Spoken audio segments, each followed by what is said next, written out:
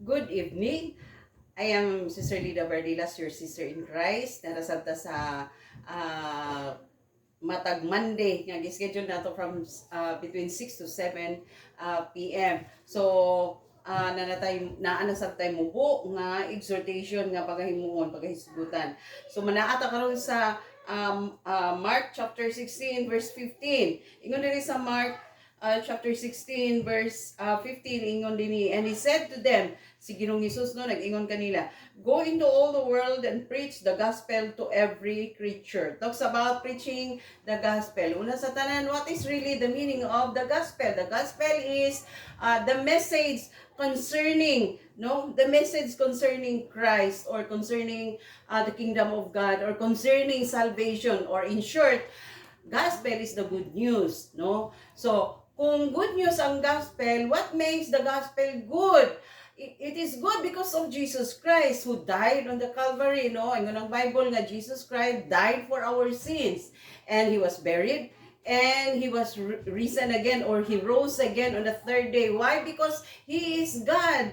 Death cannot contain him because Ginoo siya, gamhanan siya, labing gamhanan nga Diyos siya. So karon natong tanawon, why should we why share the gospel? Nganong i-share man nato ang gospel? No, anong kinahanglan nga i-share nato ang gospel? Una nga rason, because God commanded it. Gibasa nato karon sa Mark chapter 16 verse 15, no, nga ipaadto gid ta sa tanang dapit sa tibuok kalibutan aron isangyaw ang maayong balita mahitungod kang Ginoong Hesus. O bisan pa sa Matthew chapter 28, no, verse 18 to 20, nga makita nato dito nga the great commission of Jesus Christ, nga gisugo niya ang mga apostoles ug ang mga disciples niya to go and preach the gospel, no, teaching them to observe all that he has commanded. So muna siya ang unang rason why share the gospel, nganong i-share gid nato ang maayong balita mahitungod kang Ginoong Hesus. That's the first reason. The second reason is it is the only power unto salvation. Muna ingon ni Pablo sa Romans chapter asa nato na siya makita sa Romans chapter 1 verse 16, no, nga it is the power of God unto salvation. So mo na siyang ikaduha nga rason why share the gospel. The third reason, ang ikatulong nga rason, because the love of God, the third reason that is, it is our responsibility and accountability. Muna giingon sa Ezekiel chapter 33, no, nga kung mamatay sila nga wala nato sila nasulti, wala may tungod sa kaluwasan, unya kung mga matay sila nga wala nato sila na warning to stop sinning, manubag ta, we are accountable for their blood. So ingnon tas Ginoo nganong wala nimo sila sulti. So it is our responsibility. That is the third reason why share the gospel. Munang sultian gyud nato sila, ato silang pahibaluon nga nanay sulbad sa sala, nanay solusyon nga maorang gyud ang pagginulsol o pagduol kang Kristo, pag-ila kang Kristo nga Ginoo, pagdawat kaniya nga Ginoo ug manluluwas. So mana siya ang ikatulong nga rason. Ang ikaapat nga rason, because the love of God moves us, no? It is because of God that we first love, we love God, no, because He first loved us. O kung nahigugmata sa Diyos, atong yung himuon ang iyang mga kasuguan. Kay mamanaingon ni Ginoong Hesus, if you love me, keep my commandments. Sugo ni Ginoong Hesus na. So mo na ingon sa 1 John chapter 4 verse 19. Tanaw na to ang 1 John chapter 4 verse 19. Nga we love God because He first loved us. Unsa ingon diri sa 1 John chapter 4 verse 19.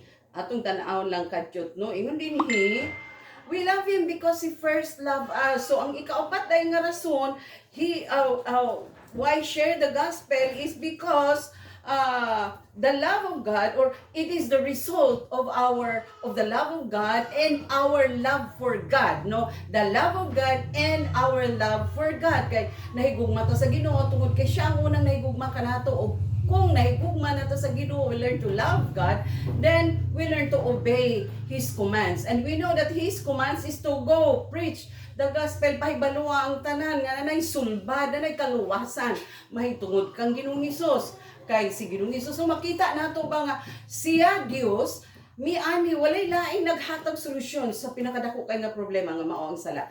Si ang Dios mismo mianhi nagpakamatay sa cross, he died on the cross and he paid in full, no, gibayran niya ang atong mga sala nga we are all accountable sa atong mga sala kay kung dili ta maluwas impierno gyud ta ina nakaklaro kaayo, no. So ang kaluwasan di ay maong nahitabo nga good news si Ginoong Hesus tungod kay mianhi siya Dios siya, mianhi siya nagpakamatay siya sa cross aron bayran ang atong masala. Mao nang nakamaayo sa maayong balita, no, kanang gospel nga good news si Jesus Christ di ay na siya. So mana siya ang upat nga rason why share the gospel. First is because God commanded it. Second is because